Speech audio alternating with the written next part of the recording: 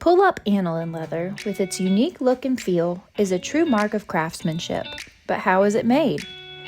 It starts with full-grain leather hides placed into a drum with aniline dyes, a natural dye that colors the hide while enhancing the natural characteristics of the leather surface.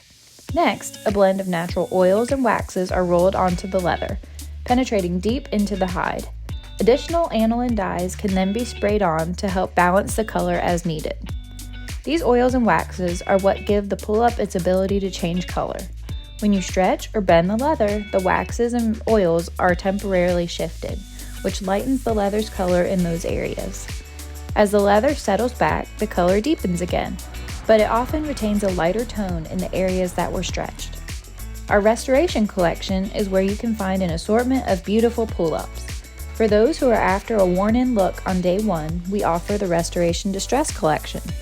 Remember, pull-up is a dyed leather, so each hide will vary slightly in color, giving every furniture piece a unique vintage look that will slowly patina and change with use. This one-of-a-kind leather brings natural character and charm to any space.